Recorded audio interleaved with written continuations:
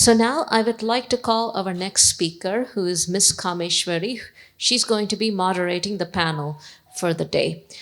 Kameshwari is a dynamic professional with over 17 years of experience in the IT service management, process improvement, project implementation, web and mobile accessibility.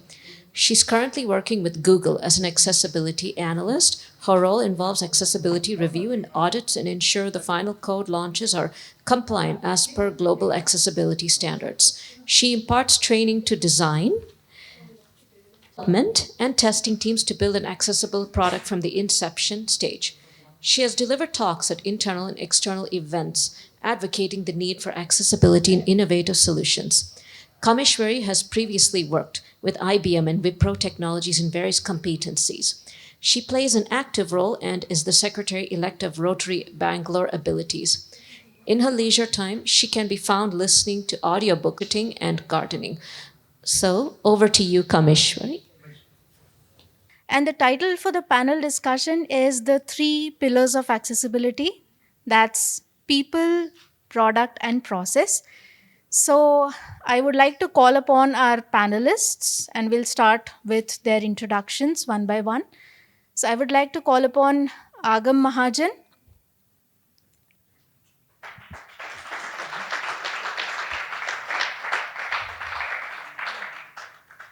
Avinash Kumar Singh.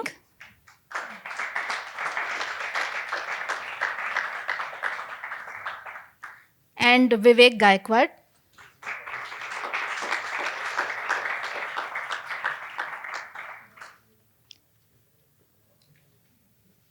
Thank you so much. Okay. To begin with, we'll start with the introduction of our panelists. So to start with, I have on my right Vivek Gaikwad, who works with Informatica. And I would request Vivek to give a brief intro of himself. Thanks, Kameshwari. Hi, everyone. I am Vivek. I'm working at Informatica as an accessibility expert. I head the accessibility of all the Informatica products. So I had started in accessibility about 20 years back at Barrier Break, just by an accident while I was doing Flash and accessibility. And then after that, never looked back. I mean, it was quite interesting, and I was one of the very few guys across the globe for making games accessible, making e-learning accessible. That gave me a good exposure and simply carried forward from there for various technologies. So Flash, web, mobile, anything and everything, most of the technologies I have touched, but currently I'm concentrating more on web. Yeah, that's me. Thanks. Thank you, Vivek. Moving on, I would request Avinash Kumar Singh to introduce himself. Hello everyone, my name is Avinash Kumar and I have completed my graduation in law, and since due to lack of opportunity in the law field, I have explored several fields, and recently I am working as a customer care executive for a startup company as an international voice process. Thank you. Thank you, Avinash. We also have Agam Mahajan with us, and he heads the engineering department at Swiggy.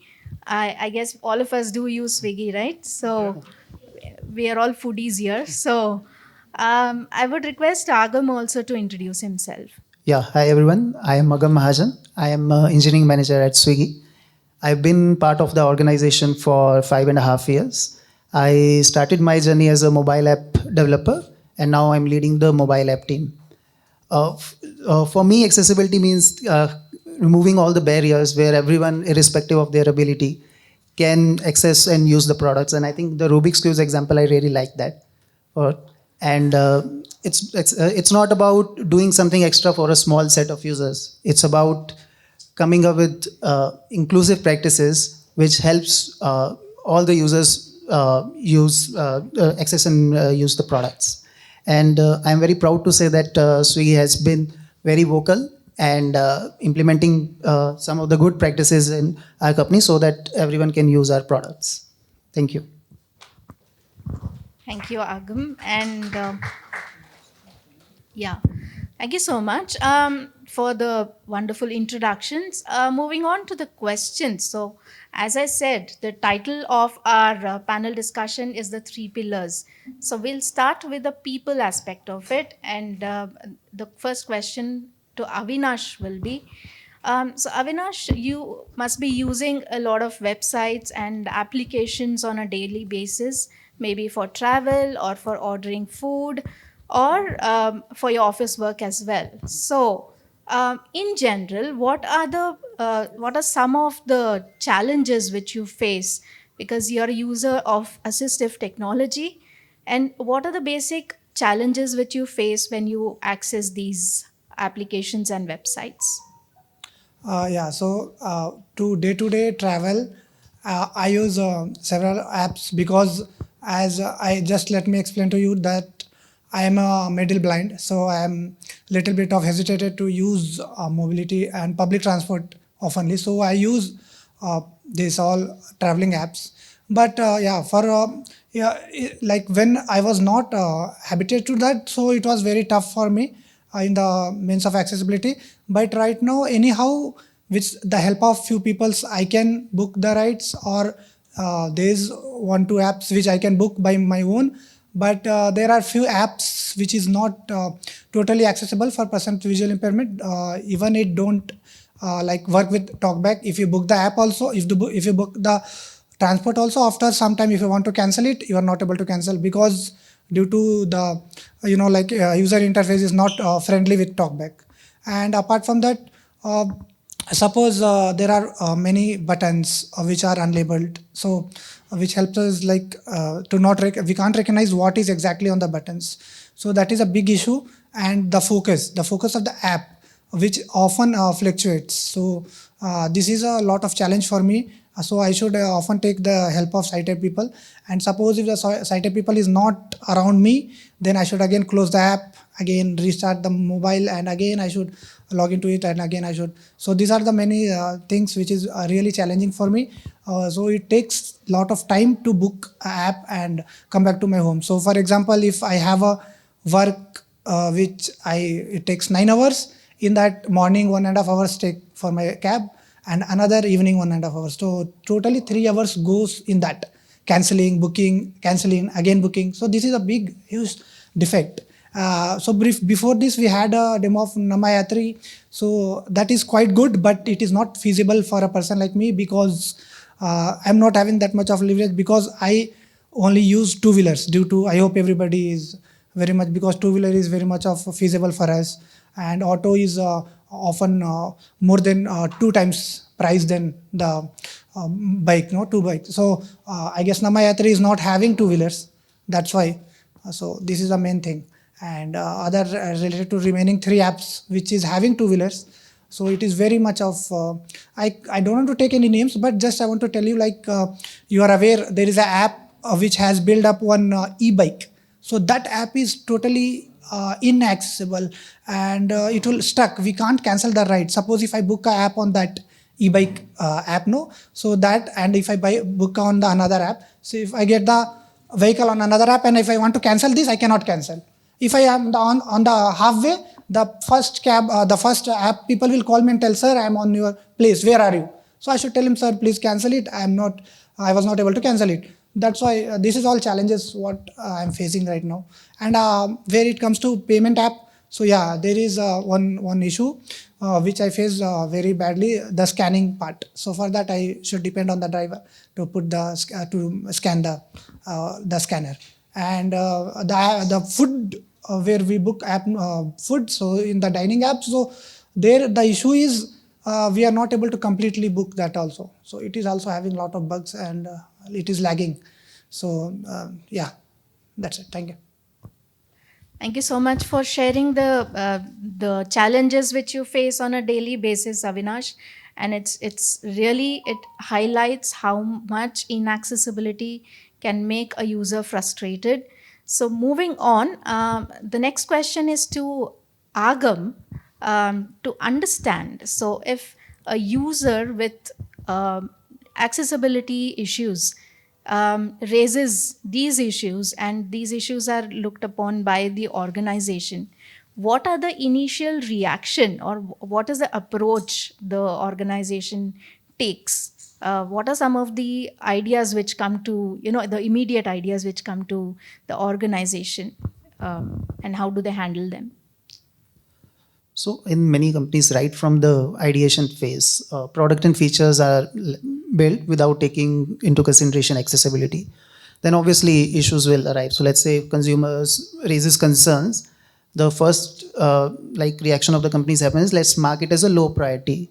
They feel this is a niche issue only, it's impacting a small set of users, so they don't give the right priority to that concerns. This is mainly because there's a lack of understanding, and they're not aware. Like I have talked to many companies, they're saying that it's, to provide accessibility, you have to do a lot of R&D, you have to do a lot of new things, you have to put a lot of time there, it'll be time consuming, and you have to put your product timelines get delayed. And even let's say you went ahead and get it prioritized, they will do just the bare minimum just to close on the tickets and do the local solve rather than giving the full best experience for the consumers. And lastly, let's say it gets prioritized, you implement also, but consumer feedback is also important. Like sometimes you build something which whatever you were intending and that is not coming out, and users are still facing the issue. And when you get that feedback, companies get rejected, like this is how we have implemented it, should work. So I think these are the few initial reactions of the companies when accessibility concerns gets raised. Okay, and I also feel in most of the cases where users, come up with these challenges, the companies also, or the organizations are also confused as to, because if they have not heard of the word accessibility at all, they would be confused as to what accessibility is and what assistive technology is, and how to go about these challenges, how to fix them. And the lack of awareness mainly also adds to these challenges. Thank you. And let's understand from an expert point of view now. So the question is to Vivek.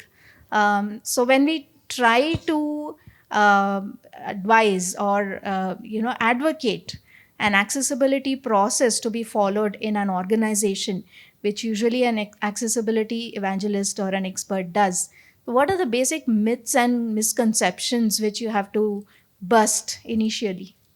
There are plenty of them, but I'll list maybe 3, 4, the top ones. The first one is accessibility is a feature. Let's implement it maybe a couple of months back or in this version. So always it's being treated as a feature, which is not a great thing. It's not a feature. It is to go across everything that's there in the app. The other misconception is they think about accessibility to only limited to alternative text. So a general person would say, okay, let's provide alternative text to all the images in the app and it will become accessible. So that's another misconception generally people have. The other one is, why do people with disabilities need to use our app? I mean, it's very hard statement, but this is what some people would say. How a blind person would know how to use a keyboard? If it doesn't know how to use a keyboard, what's the point of making our application accessible for them? So yeah, there are many such things that accessibility experts needs to teach people that these are not the correct things. These are myths, misconceptions, and we need to get over all of this. Yeah.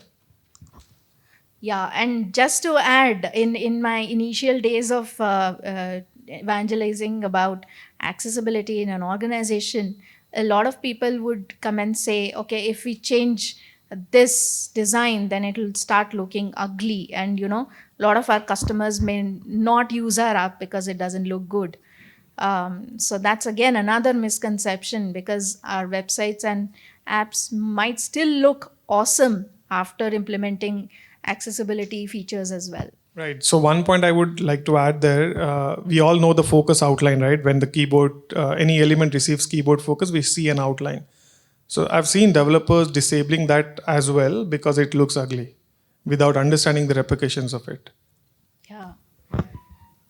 So we've talked about the problem statements now, and let's try to understand how can we overcome these as well.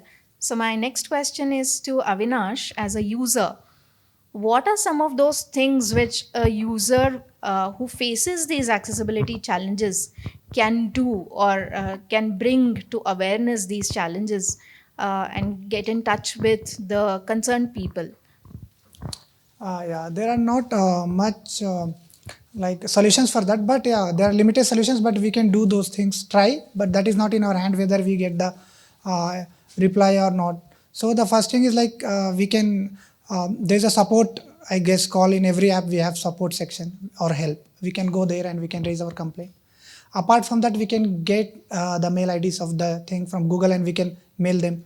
And then there are nowadays social medias where we can tag hashtag and we can like try to create awareness or something which can go viral. Then only it will help us. Apart from that, what I did, I would like to share an experience. So I guess last year there was a World Cup, one day World Cup. So India, I guess we lost unfortunately in final.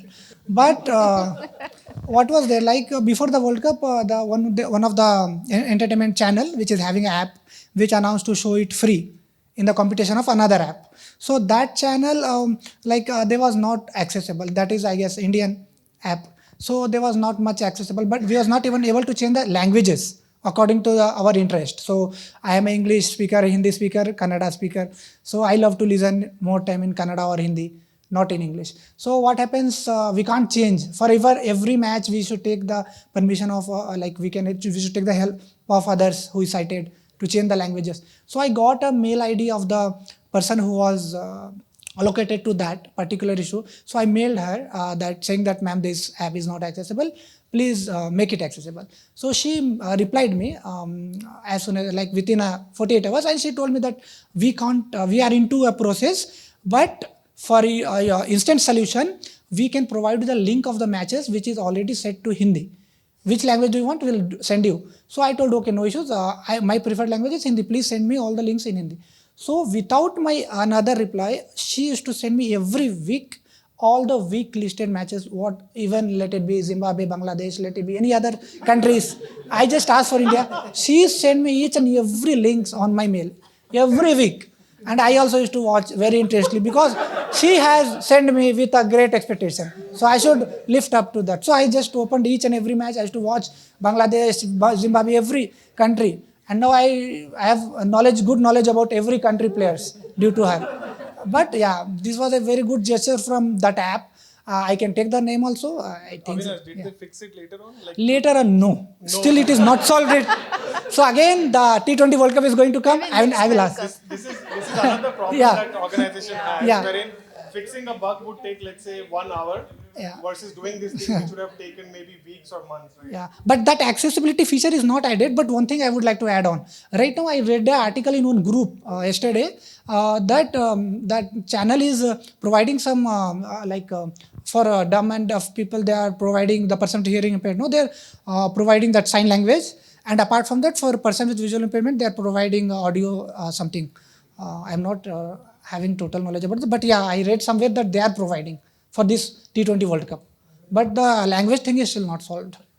I should again ask link for her, unfortunately. So that is the thing.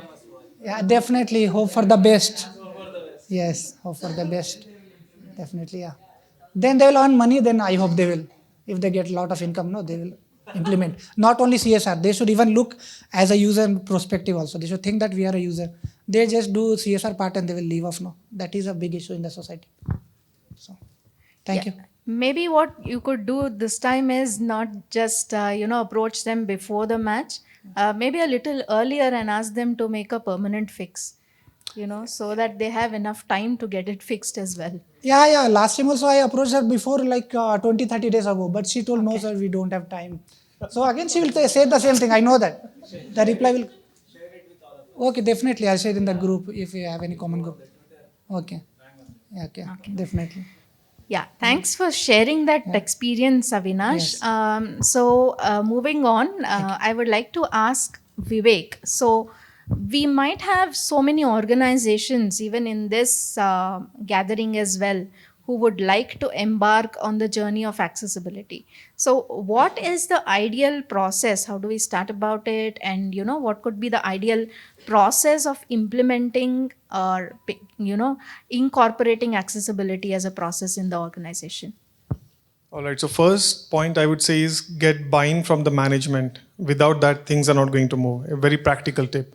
If somebody like me tries to make things accessible, I won't be able to successful in that task because nobody is going to support them. So first get the buy-in from the management. Once that's done, when the message is passed across the organization, then we can start the real implementation of accessibility. So first, as everybody know, we should sensitize everybody, different stakeholders across the organization towards accessibility. Without sensitization, it's quite difficult for everybody to work on accessibility or even to understand it to a certain level. After that, thorough knowledge of WCAG is very important. I heard during the day that we should not only look at checkpoints or checklists, that's true. But checklist along with thorough knowledge is very important. If any projects we are starting in accessibility, I would say spend 35% in understanding WCAG, not only from a checklist point of view, but thoroughly what each and every success criteria means, what are the different interpretations of it. So as you know, if level A and level AA, if you see, there are about 54 success criteria with the new version. But those success criteria are translated into about 95 to 100 different checkpoints, which everybody needs to follow. Dev, designers, QA, everyone. So understanding those 100 success criteria or 100 checkpoints is very important. If we do that correctly, almost 30-40% of the work is done. Then it is very easy for developers to start implementing accessibility, even for testers to test it. But without understanding, we should not start work on accessibility. The next thing I would suggest is we all have component libraries, right? We reuse all the components across the application. So if we make these components completely accessible, it would benefit a lot because all the product teams would get accessibility baked in.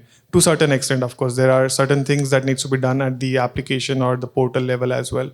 But if we do the component libraries accessible, it would be of great help. Beyond that, I've seen that developers don't tend to test for accessibility. They would always go with the mindset of, I need to put alternate text here, but whether it is working or not, they would put, let's say, an ARIA label for the div, and some automated tool is going to show an error because it's not as per the specification. The div has to have a role of maybe a button or a link. So without understanding, again, it connects to the previous point that they need to understand WCAG or the guidelines correctly, only then they can implement it. So developers should test once they fix certain things or build certain things. After this, of course, QA will come into picture. They need to test for accessibility, again, with the comprehensive knowledge and the checklist that they would have, about 100 odd checkpoints. I missed one point, which was the design aspect where everything starts. So designers should ensure that their wireframes are tested for accessibility by an accessibility expert if they do not have enough knowledge. And we should annotate different parts of the wireframes so that developers would get whatever thoughts the designers had behind every component. That needs to be translated to developers so that they can implement it accordingly. So accessibility goes across the life cycle, design stage, development, testing. Even PMs sometimes needs to prioritize things. And without understanding all these success criteria and checkpoints, they won't be able to prioritize. So they also face tough time. So all these stakeholders, the first point is, or very important point rather, is to understand the WCAG thoroughly, all the interpretations. Yeah, that's it, Kameshwari. Okay, thanks for enlisting the process in detail, Vivek. So now we have established the process, but now accessibility is not just a one-time activity. It is an ongoing activity and has to go on forever. So like to understand from Agam, what are those steps which could be taken to ensure that this is not just a one-time activity and people are motivated to continue and keep the accessibility of the product intact? Yeah, as Vivek said, right, the first foremost thing is add accessibility in as a process in your development life cycle. It should not be an afterthought. I was reading this one interesting line, like accessibility is like a key ingredient in making cake. If we don't add it in the start, it won't taste good. So That's Swiggy talking. Yes. So every part of the development life cycle, like he said, right from the product design and then engineer and then the QA. If everybody has their role, like they have knowledge, like this is how you have to have the checkpoints and guidelines there. So every person can have their role and make sure that accessibility is there. The second thing is creating process, right? If you don't want it to be a one-time activity and have a scalable solution, you have to have processes created for that and certain guidelines there. For example, in Figma, if a designer is there, they are creating designs in the Figma wireframes. They can have a plugins there where they can put the accessibility information and the layout that can they directly share with the developer, so that right from the beginning only this is taken into consideration. Second is, as you were mentioning, like developers feel like it is an extra task for them, right? So what it has to be done is when they are giving timelines for a feature, accessibility has to be a part of that timelines. Where's the dedicated time a developer takes to implement the accessibility for a new feature, so that they don't feel the burden like this is a kind of extra thing they have to do or a extra feature they have to do. Then let's say many apps have many banners and images. Like Swiggy has a lot of banners, and a lot of them have a contextual textual information, like you have 60% off, or a ride app has, let's say, first 5 free rides, right? And to do that for each and every images won't be scalable. So you can do a tweak in your marketing dashboards, as whenever a marketing person is uploading banners, they can just add an alternate text to that right there, and that would be seamlessly integrated to your front end system. So you don't have to be in that development cycle for the newer marketing banners. Along with that, you should have as a QA process to it, like whenever, because companies are doing frequent updates. So there should be an automation process so that your frequent updates are not breaking the accessibility flow you've already done. And another is taking the feedback and continuous improvement. As I was mentioning in my previous answer, companies build the accessibility, but they don't know whether it's working or not, and they're not actively taking the feedback and improving. So that is something which has to be done, so that you are aware of the new things which are coming. For example, we have Apple POCs in the audience. So they now Apple is also coming with new things in accessibility, and they evangelize to the developer community like these are the new things and how you can easily incorporate them in your applications. So this also process has to be there in the companies. And last is how you measure your effectiveness. You should have a measurement metrics of your key metrics, like how your accessibility implementation is happening, and that will give you a view like actually your conversions are happening or not. Just to give an anecdote, in Swiggy we have many pages like home. If you have to do an order placement, you have to go from home, food, menu, and checkout, and then payment, right? So it's a little big task. For us, conversion on each page is crucial. So when we did our first milestone for the accessibility, what we did was created a separate funnel for accessible user and see like how the journey is happening. And we saw that from a restaurant, when user goes to a restaurant menu page and then they has to go to checkout, there was a significant drop. And what we then try to understand, like what are the pain points of a person is happening. Let's say for a visually challenged person, the issue was happening is because a restaurant menu is too big. So they have to go and traverse from all the elements or all the items. And then because our checkout button was at the bottom of the screen, they have to traverse through the whole list, and it used to take time, and hence the drop-offs were happening. So how we fixed it was like against each item, there's an add button. So we added a new cart shortcut button there.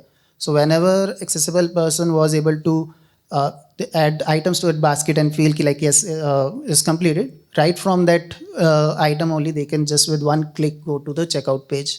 And after this, Sorry to interrupt. So is this button visible only for certain set of users, or how is it? this is for accessible sessions. This is So it's visible. hidden. Yes, it's hidden. Yeah. So it has a kind of internally, but for other user it won't be seen. Yeah. Yeah. So yeah, this is how like we did, and we saw significant conversions after this implementation. Yeah, so these kind of practices, if we companies follow, like some were specific to Swiggy, but generally, if processes are there, then it not to be an extra burden for the companies to support the accessibility. Yeah, thank you. That's a wonderful list of practices, Agam. And just to add to this, I guess organizations should also participate in events like this and also bring their development team along with them, so that they get to meet the end users and see how they access they use assistive technology, and they when they see the person actually using the app or using the device, the incentive, the motivation also is there to make sure that they keep the applications accessible and intact.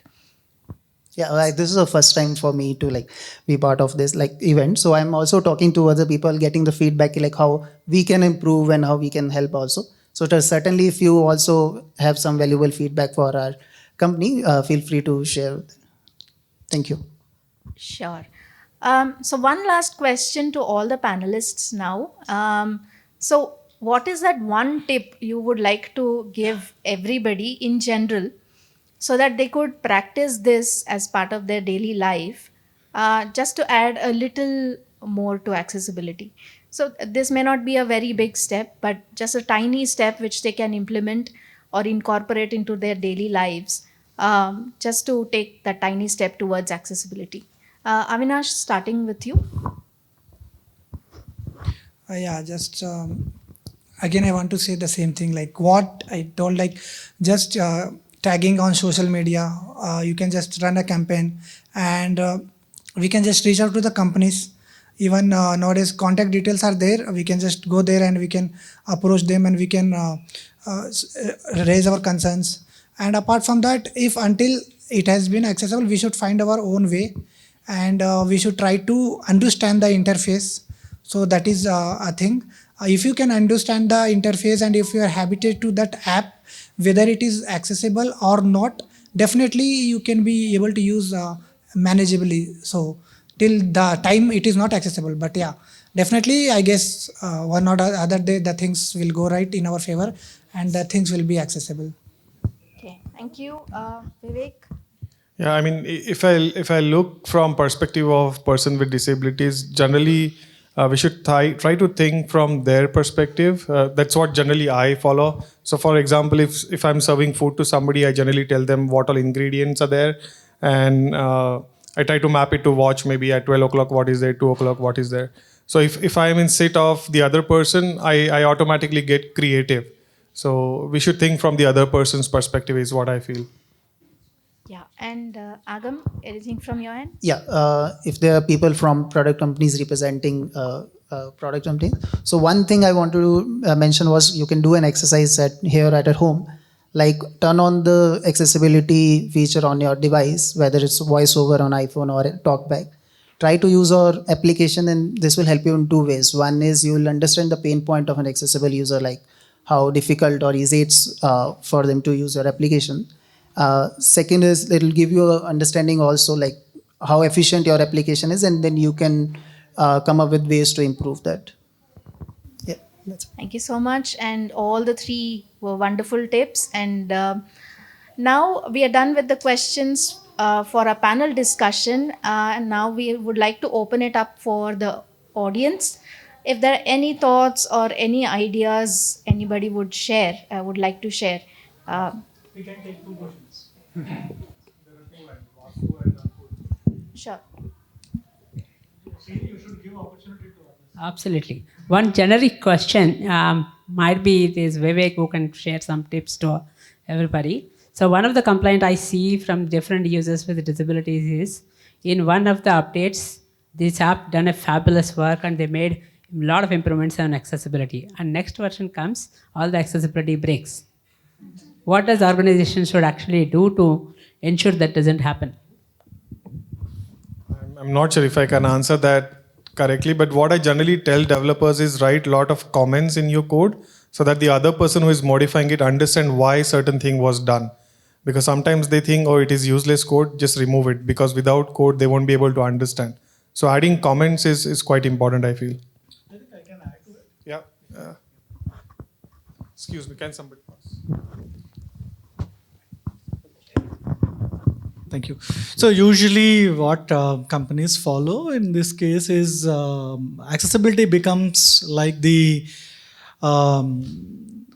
element in the product management lifecycle or the software development lifecycle. So for example, every release will have stories related to accessibility that says, are the designs being verified for accessibility, and only the designer responsible or the designers responsible for accessibility signs it off and say like, yes, the task is done. Similarly with the developers, maybe do the basics like the automation tests or a keyboard accessibility tests. And the same, the task is completed by them. It becomes, the story will have to be completed, otherwise which the release be on hold.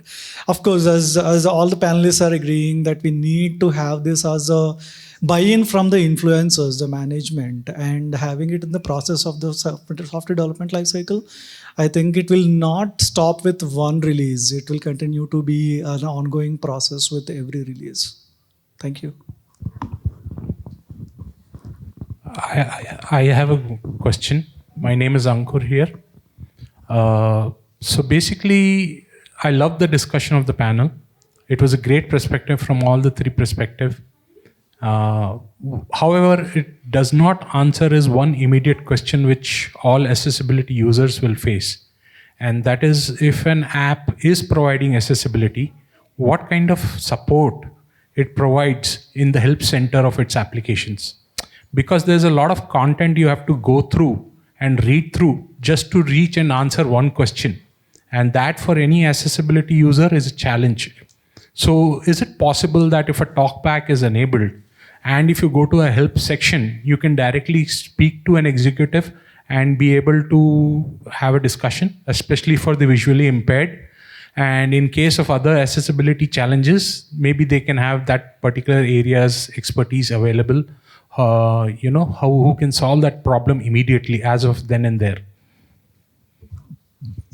Yeah, so I think that's a very good feedback, like on how to easily raise concerns. I think what Avinash was mentioning, like he's not able to cancel the rides, or in Namayatri when it's very tedious, like you get a call if you are accessible user. So these kind of things should be there, like doing something little extra. Not something extra, like doing this little flows there where you empower user to be, like connect with an agent, like you said, right? Or like you have a shortcuts, like I mentioned as an example in Swiggy, so that whatever the problem happens, like there's a lot of textual context there. So let's say, for example, in an application, you have many textual things. If you group them and give a summary of that, or when you reach a page, there's a lot of information, you summarize that and then give it as a talk back. So these kind of things can help to do a faster access. Thanks, that was good. Any more questions or any more thoughts? Okay, so I would like to thank all our panelists, Avinash, Vivek, and Agam, for joining us for this panel discussion. And I expect that all our audience also loved the discussion. Of course, there's no end to a discussion like this, but then, yeah, I hope that we have had takeaways and we'll continue this discussion further. Thank you so much. Thank you, Kameshwari.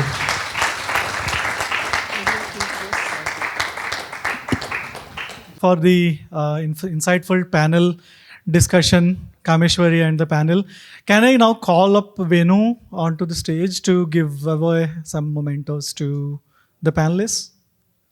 Someone can help Venu to bring them. Let it be happening.